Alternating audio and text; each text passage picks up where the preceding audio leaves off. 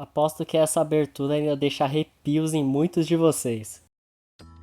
Ah, o Xbox 360, esse monstro de um console, lançado originalmente em 2005, ganhou revisões, jogos e revolucionou todo o mercado. Com o seu marketplace sendo completamente desligado no mês de julho e diversos servidores de jogos já tendo se encerrado, hoje esse legado está em risco. Eu gostaria de trazer um pouco da história do console, minha opinião e como podemos lutar pelo legado desses jogos. For the first time, let me now unveil Xbox. Primeiro é importante lembrar o caminho da Microsoft até o lançamento do Xbox 360. Na geração anterior, a Microsoft havia entrado no ringue, revelando seu novo console, o Xbox. Numa apresentação histórica com a presença não apenas de Bill Gates, mas também de The Rock, a apresentação marcou a estreia daquele que seria conhecido eventualmente como Xbox clássico ou Xbox Fat. Muita gente chama de diversos nomes porque é apenas Xbox, e a Microsoft não sabe dar nome para os seus consoles. O primeiro Xbox lançou já num mercado muito polarizado. Na verdade, ele não teria chance no mercado cujo, naquele momento, o PlayStation 2 e a Sony reinavam dominantes. Bom, absolutamente ninguém tinha chance com a Sony naquela época. Mesmo em um mercado reinado pela Sony, Microsoft levava muito a sério as suas expectativas com o console, tanto que, durante toda a vida do primeiro Xbox, a Microsoft vendia o console com perda. Sim, eles perdiam dinheiro por unidade vendida, algo histórico para um console, mas que mesmo assim era necessário para que a Microsoft se estabelecesse no mercado para seu console futuro. Querendo uma fatia dessa torta, a Microsoft focou justamente em um aspecto ao qual o PlayStation 2 e a Sony no geral naquela época deixavam muito a desejar, o aspecto online do console. Lançado junto de um pequeno jogo que eu acho que vocês nem conhecem, Halo 2, a Xbox Live marcou história, revolucionando o sistema online em um jogo. Na Live você podia não apenas criar uma conta, mas também jogar online sem a necessidade de ir na casa da outra pessoa ou fazer as LAN parties, como muitos faziam para jogar o multiplayer do primeiro Halo. Halo 2 foi o jogo que marcou a estreia da Xbox Live e já mostrava naquela época a excelência do serviço online, um serviço esse que eventualmente inspirou a Sony a tratar com mais seriedade o online do PlayStation 2. Na época, o primeiro modelo do PlayStation 2 ele não tinha entrada interna para a internet, sendo necessário um aparato externo para isso. Entretanto, já a versão Slim do PlayStation 2, a versão revisada, ela já tinha cabo de rede. Mas ainda assim, a Sony nunca conseguiu estabelecer o online do PlayStation 2 ou até mesmo do PlayStation 3 da maneira que a Xbox Live conseguiu. Utilizando todos os conhecimentos de computadores que a Microsoft tinha na época, a Xbox Live já lançou completa. E com o passar dos anos, o sistema online revolucionou o mercado inteiro e só veio a melhorar. Halo e por sua vez Master Chief eram um mascote frente ao centro no console, era um jogo necessário e fundamental para quem quisesse entrar na plataforma, mas não apenas isso, Halo tomou o mundo por completo, revolucionando a maneira como shooters em primeira pessoa seriam jogados nos consoles dali pra frente. É claro, não foi o primeiro shooter, Medal of Honor e também 007 GoldenEye já existiam naquele momento, mas Halo estabeleceu regras que são seguidas até hoje em jogos como Call of Duty e os Battlefields mais modernos. Mas também, não apenas de Halo se vive um console, o primeiro console da Microsoft também tinha Conquer, Fable, entre outros exclusivos incríveis, e também o seu online possibilitava que a melhor versão de alguns desses jogos fossem no console da Microsoft, como é no caso dos originais Star Wars Battlefront, com destaque especial para Star Wars Battlefront 2, que possibilitava que aquelas batalhas intergalácticas em larga escala pudessem ser vividas de formas fiéis no console da Microsoft, graças à Xbox Live. Outra feature que marcou a estreia já nesse primeiro Xbox é a Xbox Live Arcade. Nessa primeira versão, a Live permitia que você baixasse pequenas demos ou pequenos jogos, possibilitando que estúdios pequenos apresentassem provas de conceito aí para os jogadores. Os jogadores, por sua vez, baixariam essas demos e esses jogos, e por sua vez, as empresas saberiam qual era a aceitação de seus jogos e se valeria a pena investir nessas ideias ou até mesmo em jogos completos. A Live Arcade se tornou algo muito maior no Xbox 360, mas é bom dizer que primeiramente ela marcou estreia já no primeiro Xbox. No ano seguinte, a Microsoft revelou seu mais novo console e tópico desse vídeo, o Xbox 360, revelou ele durante um evento gigantesco sendo televisionado na MTV. Sim, a Microsoft não revelou seu console na E3 ou em uma Tokyo Game Show da vida, ela revelou o console em um programa na MTV, já deixando bem claro qual era sua mensagem e seu público-alvo. Microsoft desejava apelar para adolescentes e jovens adultos, principalmente no ensino médio ou entrando na faculdade, jovens esses que queriam jogos mais competitivos, um online mais integral e principalmente um público que ficaria conhecido como gamers hardcore, um termo que se popularizou muito na geração do 360 e do próprio PlayStation 3. Naquela época, Microsoft não apenas sabia que o PlayStation 3 era o console mais aguardado, como também sabia que o console se tratava do produto digital de entretenimento mais aguardado da história, principalmente após o sucesso monstruoso do PlayStation 2, então eles tinham que atacar primeiro.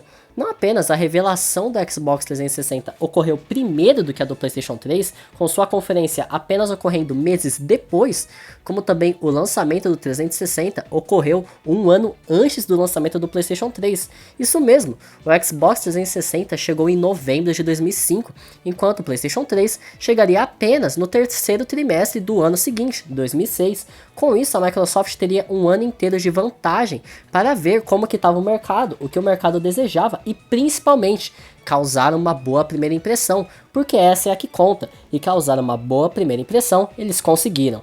Não estarei entrando muito em especificações aqui, pois não é o foco do vídeo e ficaria um tanto maçante, mas é claro, o 360 apresentava uma evolução gráfica considerável em relação ao seu antecessor. Na verdade, nessa época, toda a indústria evoluía rapidamente. Isso porque o 360 e o PlayStation 3 tinham hardwares aquém aqueles de PC, então os estúdios, cada vez mais aprendendo a mexer nesses hardwares e evoluindo, criavam jogos um mais belo que o outro. E é claro que o 360 tinha um bônus, a Xbox Live, que retornava aqui, dessa vez com ainda mais features, podendo customizar seu perfil, criar listas personalizadas de amigo, descobrir o que eles estavam jogando, entrar na seção dos jogos dele já direto, a conquistar diversos achievements, também criar avatares eventualmente.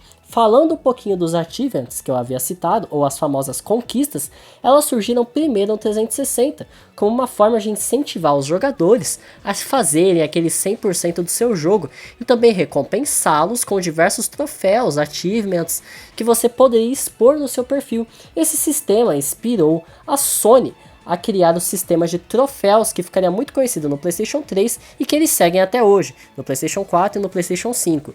Entretanto, as conquistas do Xbox inicialmente eram mais populares, até porque, além dos jogos incentivarem, a própria Microsoft incentivava, sendo que em determinados jogos você até mesmo ganhava pontos para trocar por jogos, fotos de avatares, DLCs, entre outros bônus na loja do Xbox 360. Enquanto a Sony falhava em surpreender o público em relação ao PlayStation 3 com uma apresentação decepcionante atrás da outra, a gota d'água foi quando eles revelaram o preço do console, que seria muito mais alto do que o 360. A Sony, em sua arrogância, acreditava que o trabalhador até mesmo trabalharia horas extras para comprar um novo console, apenas por pura paixão à marca PlayStation, enquanto a Microsoft apresentava tudo em uma caixa só, que era muito mais acessível do que o console da sua rival.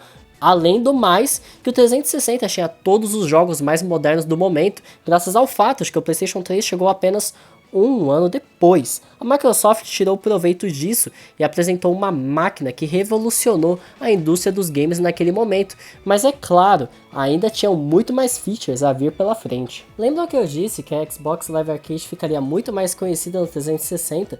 Então, o serviço retornou e passou por toda uma repaginada, dessa vez incentivando todas as publishers a publicarem seus jogos pequenos no serviço, e não apenas isso, a Microsoft também incentivava estúdios maiores, grandes estúdios, a fazerem ports daqueles que eram seus jogos de arcade, remasters de jogos de 32 bits, algumas das melhores versões de diversos jogos antigos estavam presentes na Live Arcade, e também diversos jogos que eventualmente ganhariam outros tipos de ports, como ports de celular, chegaram primeiro na Live Arcade. Cara, eram tantos jogos fantásticos, tantas demos como as de Trials, que eu passava horas e horas jogando.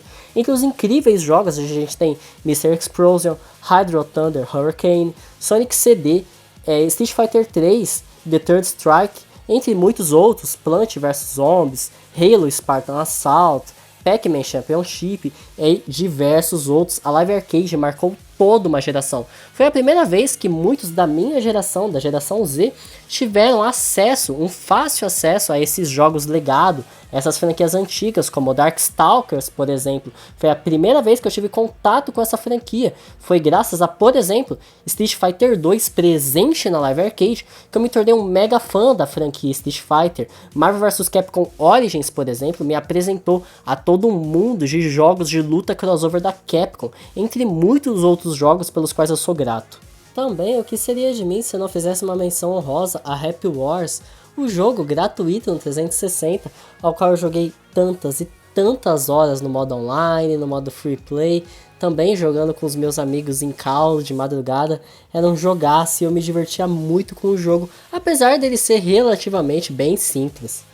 Outro modo online que eu me lembro com carinho também é o modo online de Batman Arkham Origins, o melhor Batman Arkham que existe.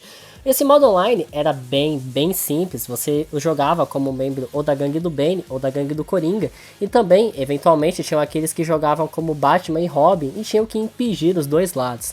Dependendo da sua atuação durante a partida, dependendo de qual time você fosse, você também conseguia se transformar ou no Coringa ou no próprio Bane. Os servidores foram desligados já fazem muitos anos, entretanto, eu sempre achei esse modo bem divertido. Também, o que seria de um vídeo do 360 sem dedicar um pouquinho ao Kinect, originalmente denominado como Projeto Natal? Sim, foi idealizado e criado por um brasileiro, inclusive. O Kinect prometia revolucionar a maneira como os gamers jogavam videogame, sem precisar usar um controle. Claramente a Microsoft estava inspirada pelos remotes do Nintendo Wii e queria replicar o sucesso de controle, enfim, nesse mesmo estilo de captura de movimento. O Kinect, ele é uma parte controversa da história da Microsoft. Muita gente não gosta, muita gente relembra do Kinect como uma falha. Entretanto, sim, o Kinect produziu jogos que eram uma bomba, para dizer o mínimo. Entretanto, o Kinect também serviu para animar muitos brasileiros. Muitas famílias ao redor do mundo se juntavam em almoços, etc. e jogavam o Kinect. Eu me lembro muito bem da minha família em diversos almoços e confraternizações. A gente pegava o 360, pegava o Kinect e jogava Just Dance e Kinect Sports. Então sim, o Kinect também tem a sua importância. Eu poderia passar horas e horas falando desse videogame, dos fantásticos jogos que lançaram nele, do legado que ele deixou para trás, mas eu acredito que quem assistiu o vídeo até aqui com certeza testemunhou uma viagem através da nostalgia. E é claro, o 360 deixa um legado incrível que ainda pode ser revivido, mas esse legado está em risco. No final do mês de julho, todo o servidor do Marketplace será desligado. Bruno, o que isso significa? Bom, com o Marketplace sendo desligado, isso significa que você não conseguirá mais comprar jogos em mídia digital, já no Xbox 360. Bom, nos últimos anos a Microsoft fez de tudo para dificultar a vida de quem queria comprar e preservar esses jogos. Então, muitos nem se dão conta de que diversos jogos já foram removidos do Marketplace. Dezenas e dezenas de jogos já não estão disponíveis para comprar há anos. Mas Bruno, isso não é um problema, certo? Porque os jogos estão disponíveis, tanto no Xbox One, tanto nos Xbox Series. Bom, não. A Microsoft tornou retrocompatível alguns jogos, não todos.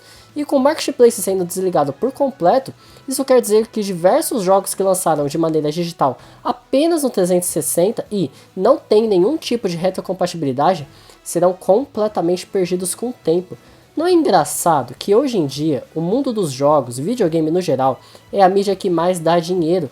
Ainda assim, é a que mais é tratada com desrespeito. Esses jogos serão perdidos para sempre, e não é a primeira vez que isso acontece. A eShop do Nintendo 3DS, do Nintendo DS, do Nintendo Wii e do Nintendo Wii U já foram desligadas, algumas há diversos anos, mas os gamers, aqueles que lutam para preservar essas coisas, simplesmente parecem não se importar. E é isso que eu não entendo. Deveríamos estar fazendo mais barulho por esse tipo de coisa. Não amamos os jogos, não amamos os legados que eles deixam para trás. Não queremos que eventualmente novas gerações possam testemunhar esses jogos. Bom, essa é a minha opinião. Poderemos aqui falar de emulação, que na minha opinião é completamente justificável de maneira a preservar esses jogos, mas isso é um tópico para um outro vídeo.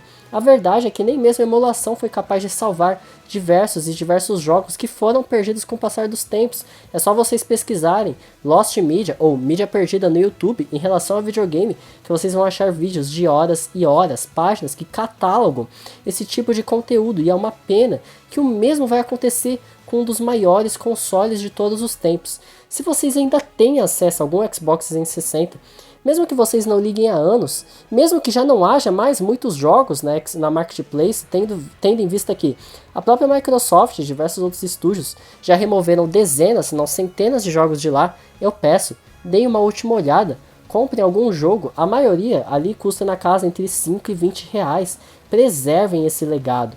Passem para seus HD externos, talvez até passem os dados, o arquivo para o PC se vocês conseguirem. Mas Bruno, pagar emulação? Sim, como eu disse, eu acredito que emulação seja o jeito perfeito de preservar a maioria do conteúdo histórico do mundo dos videogames, mas também no Marketplace sendo fechado, diversos desses jogos custam 3, 2 reais.